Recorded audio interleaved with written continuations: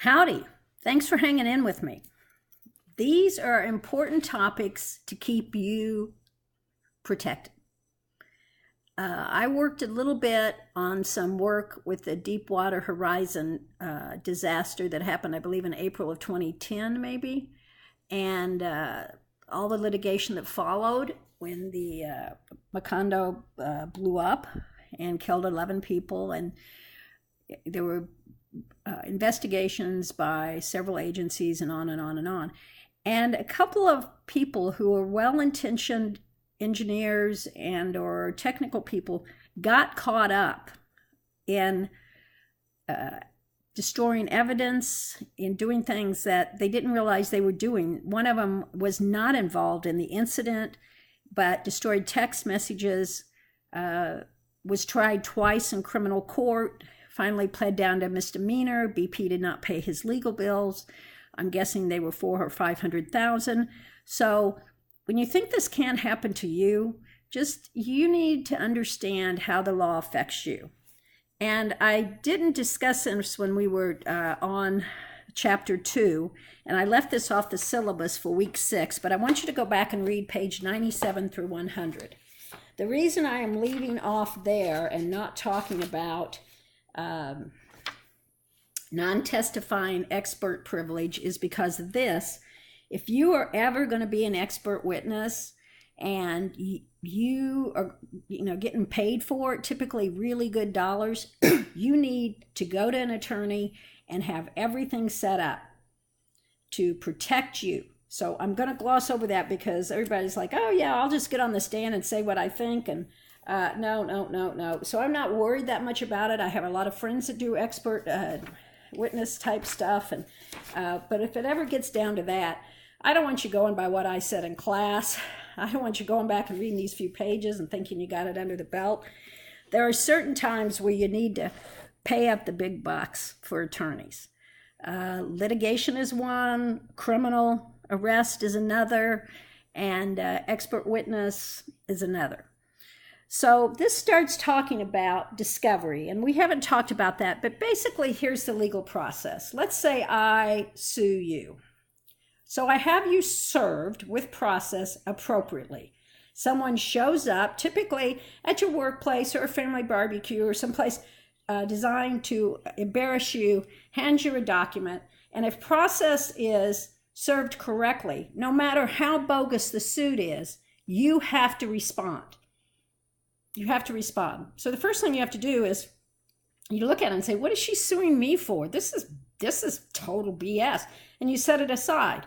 No, the court doesn't like that. Even though there's no basis to the suit, you have to respond. And you do something called a general denial. You report back to the court in a document within the time frame they give you. Typically, it's a Monday next after 21 days or something. You got a few weeks, and you just do a general denial. I deny everything in this lawsuit. Done, right? And typically when I file a lawsuit, I'm going to say, and this is discovery, and I'm going to quote the rules of discovery. Now, there's different things you can do. You can get a motion to dismiss, like, I don't even know this woman. I don't know what she's talking about, right? But let's go on beyond that. Whatever you do, if you are ever served with process, do not ignore it, because here's what can happen. You can be 100% innocent. I can go get a default judgment, and then I can hold on to it for a number of months to where your remedies to fight off that default judgment diminish. And then I walk in one day and say, here's what you owe me. And you say, but wait a minute, this suit is bogus, Judge. Unless you were improperly served with process, which is a constitutional right, you will have little if no recourse. So always respond to the court. You'll read cases sometimes where, the guy in Florida is paying child support for 5 kids that aren't his. Well, he got served, and he looked at it and said, these kids aren't mine, and didn't respond. And after such a big deadline, the court says, by default, these kids are yours. You lost, you gave up your right to contest this. So first of all, if you ever get served with process, respond.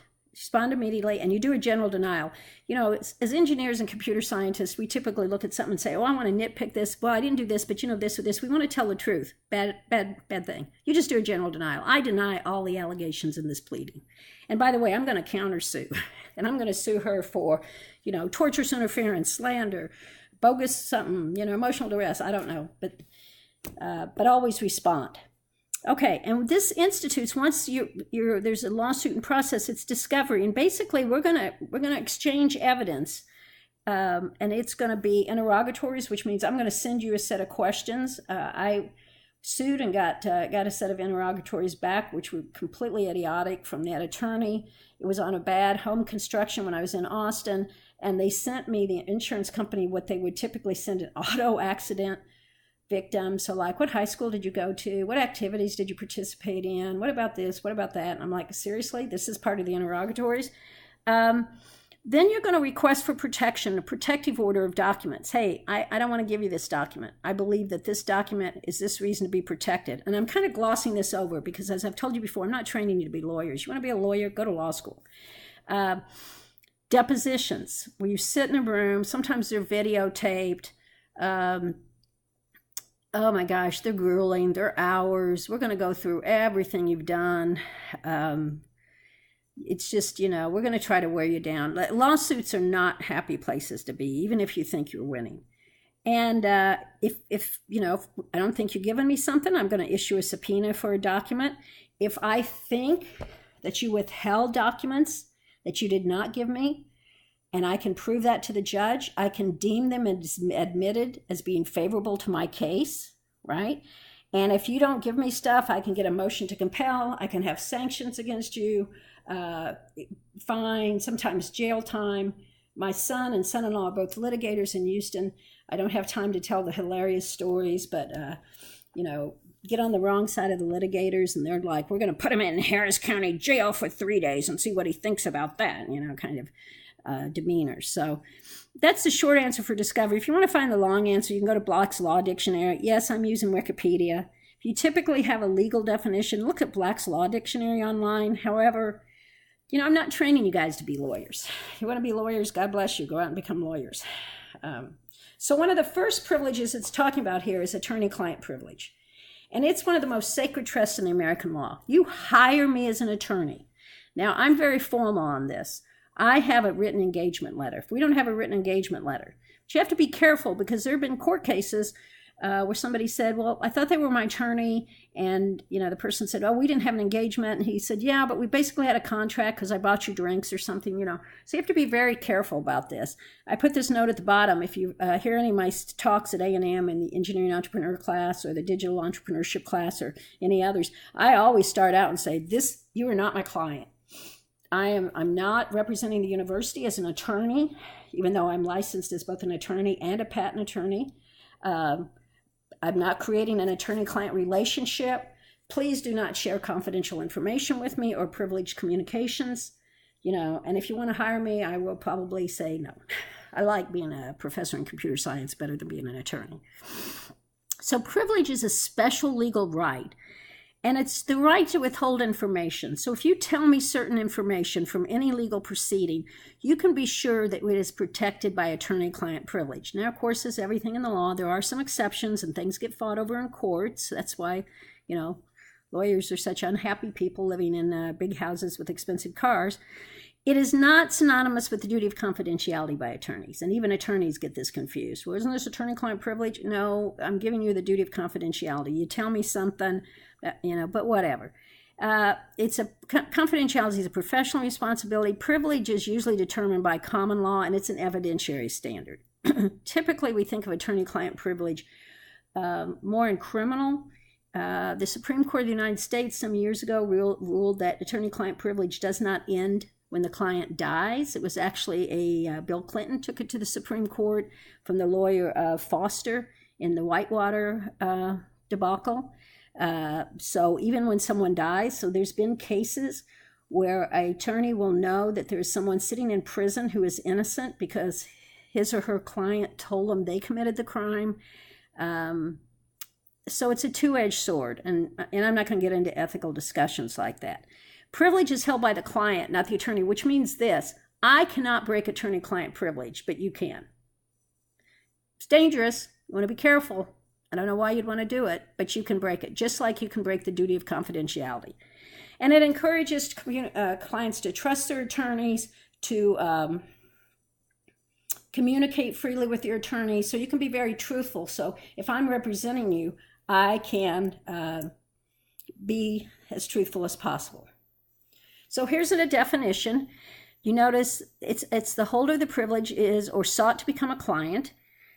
The communication made has to be a member of the bar. I am a member of the bar of the state of Texas, or his subordinate, a legal assistant or something like that. And in connection with the communication is acting as a lawyer. It relates to a fact of which the attorney was informed, and you can read all this, primarily for the purpose of securing an opinion, legal services, assistance, and not for the purpose of committing a crime or tort. Big thing. There's an exception here. And the privilege has been claimed and not waived by the client. You hold the privilege. Now, it only covers certain types of communication, which why is the book talks about the need for work product protection. And work product protection is typically on documents that are being prepared in anticipation of litigation. So we're protecting them.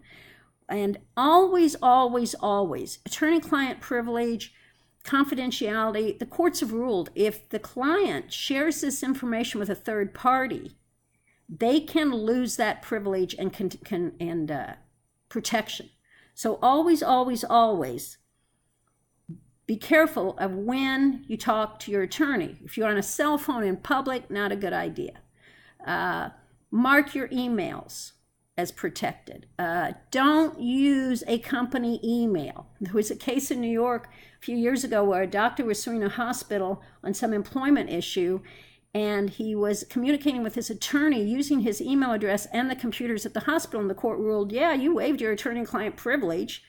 So you just have to have some common sense protection. Now, this is not the duty of confidentiality. That's a model rule. And I can't reveal information unless the client gives informed consent. So what does that mean?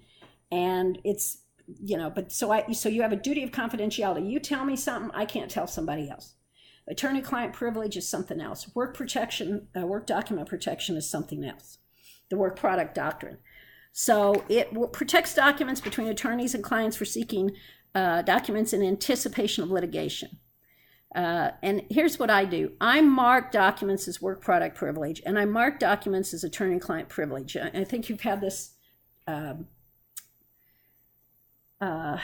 probably experience of emailing an attorney or an accountant or somebody, and at the bottom they put that big paragraph. If you got this email, erroneously, send it back, do this, do that, forget you ever saw it, gouge your eyes out, well, that's the attorney trying to protect themselves. I'm not sure they'd hold up in court. But let me tell you, there's sometimes when you need to get an attorney and you might not have the money, but you got a charge card. One of them is when you ever have litigation or significant threat of litigation requires an attorney. As I said, my son and son-in-law are both litigators in Houston. They're considered top 2%, which my son said is just a PR thing, but let's just say it's true. And rising legal stars in Texas, I think, is the term they get year after year. However, they've got all those nuances down. They know confidentiality. They know work product. They know the process. They can walk through it. They can tell you the rules. I'll be honest with you, I can't. I went to law school only about 10 years ago as a midlife crisis, as some of my friends said.